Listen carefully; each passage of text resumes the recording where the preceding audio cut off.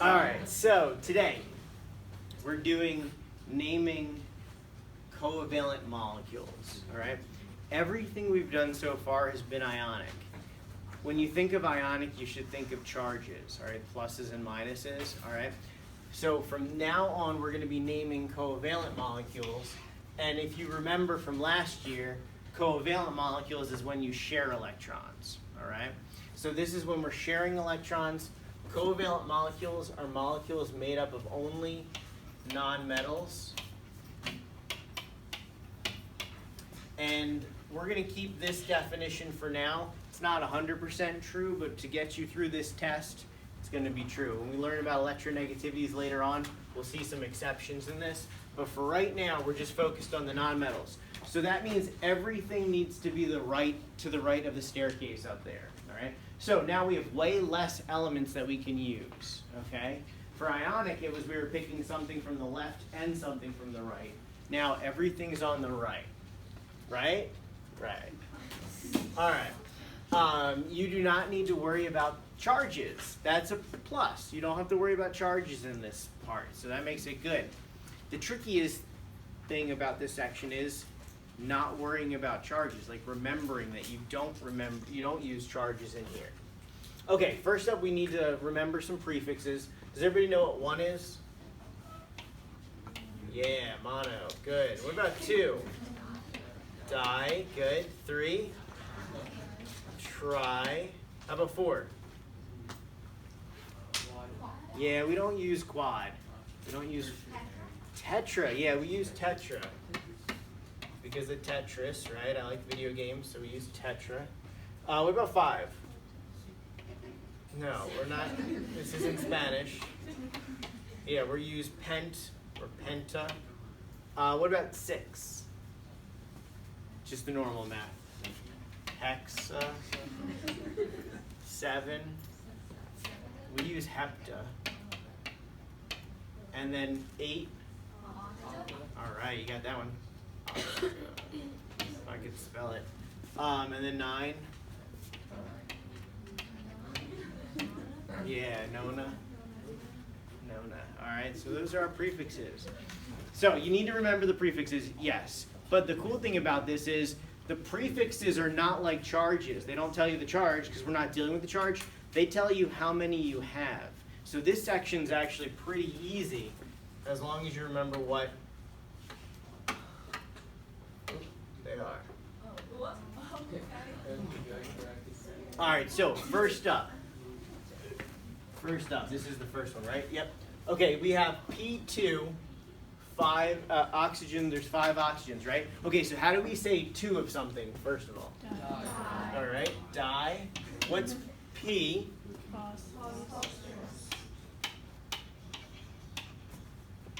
For us, all right. So we have diphosphorus. How do we say 5? Pent. Now, with this, if there's a vowel, you kind of drop the A, so it's going to be pentoxide. So pentoxide. All right. So sometimes you drop them, sometimes you don't. All right. So pentoxide. What about the next one? OF3. All right. So for 1, it's what? Yeah, but check this out. Check this out. What's this? Yeah, carbon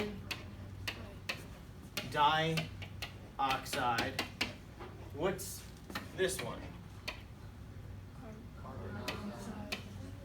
What do you notice?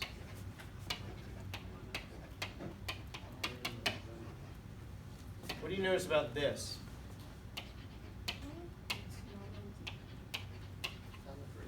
You don't use mono if it's the first one, all right? And if you ever forget that rule, just think back to carbon dioxide and carbon monoxide, especially carbon monoxide. I mean, this really tells you you don't use mono for carbon and then you use it for the second one, okay? So going back to this one, it's just going to be oxygen, and then what? Tri. Good. How do you spell fluoride? Right. Good. Okay. What about the next one? Diodide, yeah. Actually, it's not diodide, it's diodine. Yeah, this one's weird. Diiodine. I don't. I'm sure some people do, but. All right, what about this one? Then the 8, what would the 8 be? Octobromide. Octobromide. 8 bros. Octobromide.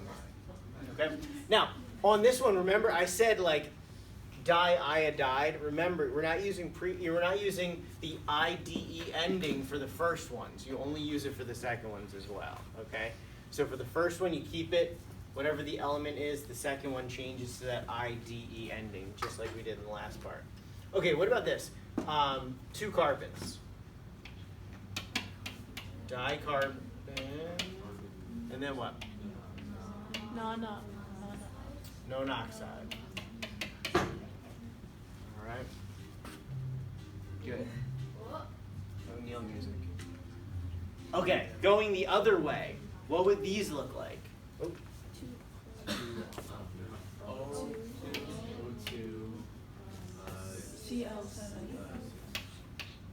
They look scary, but they're not, right? You just need to know what the prefixes are, and you can figure it out. What about the next one? FLA. Yeah, FL is not fluorine. FL, it used to be something down towards the bottom. I think they changed it, though. So it's just F8. And then what's the last one?